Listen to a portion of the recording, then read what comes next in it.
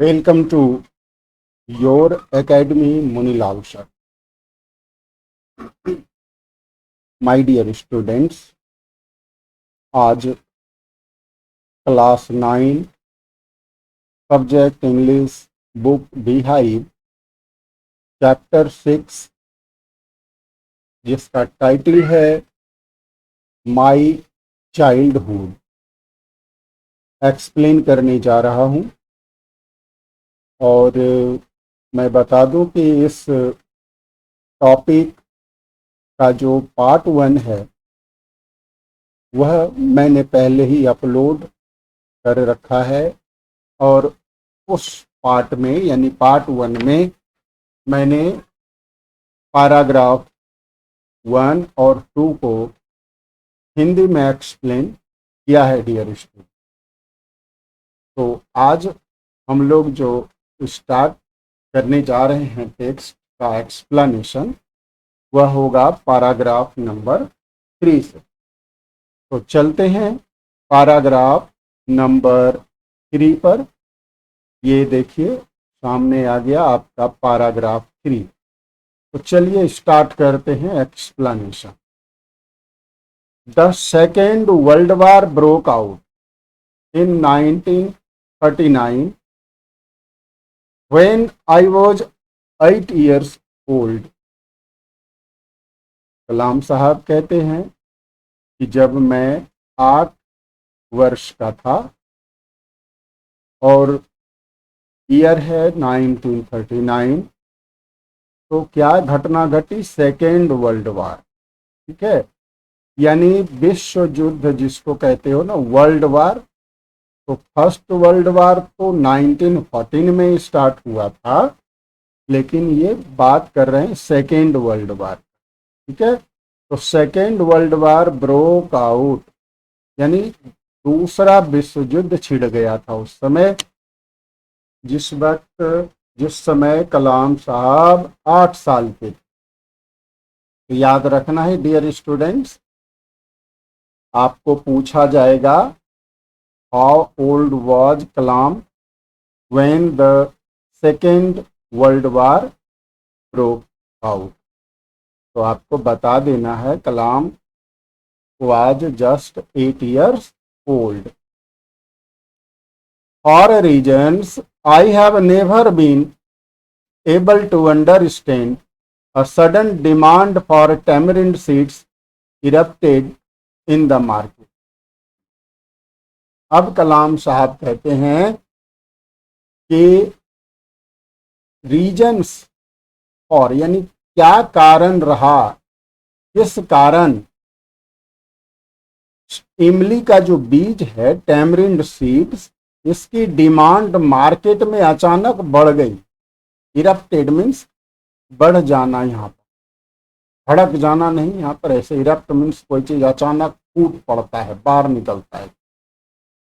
तो अचानक से इमली के बीजों की डिमांड मार्केट में क्यों बढ़ गई, कहता है मेरी समझ में नहीं आया। I used to collect the seeds and sell them to a provision shop on Mosque Street। और कलाम साहब कहते हैं कि मैं क्या करता था? यूज्ड टू कलेक्ट यानी मैं इकट्ठा किया करता था। ठीक है, क्या इकट्ठा करता था? सीड्स। कौन सा सीड्स? Tamarind seeds. ठीक है, एंड सेल देम और उन्हें बेचा करता था टू ए प्रोविजन शॉप, एक किराने की दुकान में, एक राशन की दुकान में कहो, यानी जहां पर अन्न इत्यादि खाने पीने की जो चीजें हैं मिलती हैं। ठीक है, प्रोविजन शॉप। रसद उसको कहते हैं, प्रोविजन को हम लोग। तो रसद की दुकान में जो कि मॉस्क स्ट्रीट में थी, बेच दिया करता था।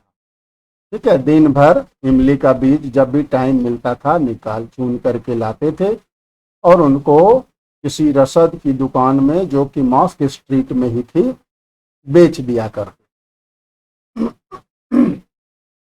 Sorry, a day's collection would fetch me the princely sum of 1 आना। अब कहते हैं कलाम साहब कि डेज कलेक्शन यानी एक दिन के कलेक्शन, एक दिन जो बीज इकट्ठा करते थे पूरा दिन, तो फेच मी यानी वे मुझे दिलाते थे प्रिंसली सम यानी अच्छी खासी रकम। कहो आप, प्रिंसली अच्छी खासी, सम मतलब राशि, और वह राशि कितनी है? 1 आना, 1 आना।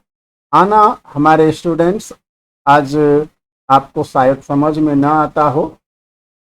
हमारे जो पुराने जमाने में, कहो पुराना क्या कहिए, आज से 200 150 साल पहले, ये तो बहुत हो जाएगा, मैं अपने ही बचपन की बात करूं, आना हम लोगों ने देखा है 16 आने का 1 रुपया हुआ करता था। और आज के पैसे से यदि तुलना करूं तो डियर स्टूडेंट्स, 1 आना हो गया 6 पैसा से थोड़ा सा ज़्यादा, यानी 6.25 पैसे एग्जैक्टली यदि कहूँ तो, ठीक है। तो वह 1 आना हुआ करता था, 1 आना। कलाम बात कर रहे हैं 1939 की। उस जमाने में 1 आना यदि किसी बच्चे को मिल जाए तो वह उनके लिए बहुत बड़ी राशि हो गई डियर स्टूडेंट्स, ठीक है। तो वही कह रहे हैं, इसलिए कलाम साहब कहते हैं प्रिंसली सम ऑफ 1 आना, 1 आना जो है ना, अच्छी खासी रकम मुझे मिल जाती थी दिन भर के कलेक्शन को बेचकर। अब देखिए, my mother in law, sorry my brother in law Jalaluddin would tell me stories about the war, which I would later attempt to trace in the headlines in Dinamani। अब उनके एक ब्रदर इन लॉ थे। Dear students, यहाँ brother in law का meaning आपको ठीक से समझना है। जनरली ब्रदर इन लॉ शाला होता है, जो कि ब्रदर ऑफ वाइफ जो है उसको हम शाला कहते हैं, पत्नी का भाई। लेकिन यहाँ पर पत्नी का भाई नहीं हम मीनिंग लेंगे इसका, क्योंकि कलाम साहब तो अभी 8 साल के ही हैं। तो दूसरा अर्थ इसका होता है ब्रदर इन लॉ का, जिसको आप बहनोई कहते हो। एकदम सिंपल सिंपल सा बोलूं तो जीजा जी भी आप पुकारते हो, बहनोई तो कोई पुकारते नहीं है ज़्यादातर लोग। तो ब्रदर इन लॉ उनके थे जलालुद्दीन। और ये जलालुद्दीन क्या करते थे? कलाम साहब को स्टोरीज अबाउट द वार यानी सेकेंड वर्ल्ड वार की कहानियां सुनाते थे, यानी घटनाएं सुनाते थे। आई वुड लेटर अटेम्प्ट, और बाद में कहता है क्या करता था? लेटर बाद में, अटेम्प्ट करता था, मैं प्रयास करता था, ठीक है। क्या करता था? प्रयास, to trace in the headlines in Dinamani. Dinamani एक अखबार है, न्यूज़पेपर है उस जमाने का। तो उसके हेडलाइंस में उसकी जो मुख्य खबरें होती थी, मुख्य समाचार होते थे, तो उनमें जो है ना, ये ट्रेस करने की कोशिश करते थे कलाम साहब, खोजते थे जो कुछ जलालुद्दीन ने कहानी सुनाई बताई वे पेपर में हैं या नहीं। Our area being isolated was completely unaffected by the war. Kalam साहब कहते हैं कि क्योंकि हमारा एरिया आइसोलेटेड था, आइसोलेटेड मतलब अलग, यानी देश के बाकी हिस्सों से अलग होने के कारण मेरा जो इलाका था ना, इलाका एरिया, वह कंप्लीटली अनअफेक्टेड था, पूर्ण रूपेण कंप्लीटली अनअफेक्टेड मतलब अप्रभावित, बेअसर था वह। इससे? बाय द वार, युद्ध से, यानी मेरे इलाके में युद्ध का कोई असर नहीं पड़ा था। But soon India was forced to join the allied forces and something like a state of emergency was declared. अब कहता है देखते ही देखते इंडिया को फोर्स कर दिया, अंग्रेजों ने भारत को विवश कर दिया अलाइड फोर्सेस में शामिल होने के लिए, यानी मित्र राष्ट्रों में भारत को शामिल होने के लिए विवश किया गया। और फिर क्या हुआ, something like a state of emergency. ठीक है, कुछ कुछ आप कहो तो इमरजेंसी की तरह की स्थिति, स्टेट मीन्स यहाँ स्थिति, आपातकाल की स्थिति जैसी जो है घोषणा हो गई, डिक्लेयर हो गई। अब the first casualty came in the form of the suspension of the train halt at Rameswaram station.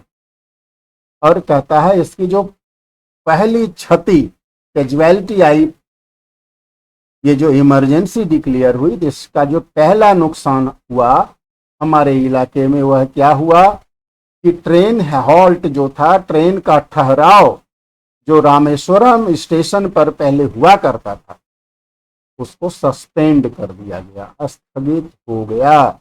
यानी अब ट्रेन रामेश्वरम स्टेशन पर नहीं रुकने लगी। तो उपाय क्या है, अब देखिए क्या हुआ। The newspapers now had to be bundled and thrown out from the moving train on the Rameswaram road between Rameswaram and Dhanushkodi. अब न्यूज पेपर के बंडलों को, यानी उन्हें बंडल करना पड़ता था, बंडल बांध करके, और उनको मूविंग ट्रेन से, चलती हुई भागती हुई ट्रेन से रामेश्वरम की सड़क पर फेंका जाता था, उन्हें फेंकना पड़ता था बिटवीन रामेश्वरम एंड धनुषकोडी, यानी रामेश्वरम और धनुषकोडी जो अगला स्टेशन, ठीक है, रामेश्वरम और धनुषकोडी के बीच जो रामेश्वरम रोड है, उसी पर अखबार के बंडलों को फेंक दिया जाता था। That forced my cousin Shamsuddin who distributed newspapers in Rameswaram to look for a helping hand to catch the bundles, और जिसने विवश किया, फोर्स किया मेरे कजीन शमसुद्दीन को, कजीन अपने भाई को छोड़कर, ठीक है, सगा भाई को छोड़कर, जो भी आपके भाई हैं, ठीक है, जो आपके जो माता पिता से अलग, जैसे मौसेरा भाई, चचेरा भाई, फुफेरा भाई, ठीक है, तो उस तरह के भाई के संबंध को इंग्लिश में कजिन कहा जाता है। तो शमसुद्दीन एक कजिन था उनका, तो उनको अब जरूरत पड़ गई एक हेल्पिंग हैंड की। हेल्पिंग हैंड मतलब एक कहिए आप मदद करने वाले की। To catch the bundle, bundle पकड़ने के लिए, ठीक है, क्योंकि शमसुद्दीन क्या करते थे, डिस्ट्रीब्यूटेड, बांटते थे अखबार, न्यूज़पेपर्स रामेश्वरम में, ठीक है। तो एक हेल्पिंग हैंड की जरूरत पड़ी उन्हें, और कलाम साहब कहते हैं as if naturally I filled the slot, और मानो नेचुरली, स्वाभाविक रूप से मैंने उस स्लॉट को भरा, यानी हेल्पिंग हैंड की जरूरत थी तो उसके स्थान पर मैं आ गया। Shamsuddin helped me earn my first wages, और इस तरह से शमसुद्दीन ने मदद की मेरी, अर्न माई फर्स्ट वेजेज, मेरी पहली मजदूरी, वेजेज मजदूरी, ठीक है, पहली मजदूरी कमाने में शमसुद्दीन ने मेरी मदद की। कैसे मदद की समझ में आ गया। Shamsuddin used to throw the bundles of newspapers on the Rameswaram road between Rameswaram and Dhanushkodi, and Kalam used to catch them, और कलाम साहब उन्हें कैच किया करते थे, ठीक है। That's how Shamsuddin helped Kalam earn his first wages. तो डियर स्टूडेंट्स, इस तरह से आपको क्वेश्चन पूछे जाएंगे आगे, इसलिए आपको याद रखना है और थोड़ा अलर्ट रहना है पढ़ते समय। एक एक पॉइंट को आप दिमाग में बैठाते जाओगे। हाफ ए सेंचुरी लेटर, चलिए अब देखिए आगे। हाफ अ सेंचुरी लेटर यानी सेंचुरी का हाफ यानी 50 साल, यानी 50 साल के बाद later I can still feel the surge of pride in earning my own money for the first time. कहता है अब भी मुझे 50 साल हो चुके, फिर भी मुझे वह surge of pride in earning my own money for the first time. Surge of pride यानी वह अभिमान, वह गर्व का झोंका, ठीक है, सर्ज, झोंका, उफान। कौन सा? जो मुझे महसूस हुआ था अपने से, खुद से पहली बार पैसा कमाने का। खुद से पैसा कमाई करने पर जो मुझे अभिमान हुआ, जो गर्व महसूस हुआ था, तो 50 साल के बाद आज भी मैं उसे महसूस करता हूं।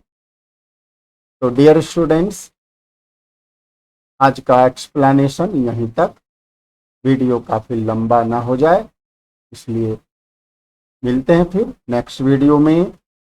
आप अवश्य ही वॉच करते रहें योर एकेडमी मुनीलाल सर, और आप चैनल को यदि आज तक अभी तक सब्सक्राइब नहीं किए हैं तो अवश्य ही कर लें, ताकि जब भी मैं नेक्स्ट वीडियो अपलोड करूं तो आपको सबसे पहले नोटिफिकेशन मिल जाए। Thank you. जय हिंद, जय भारत।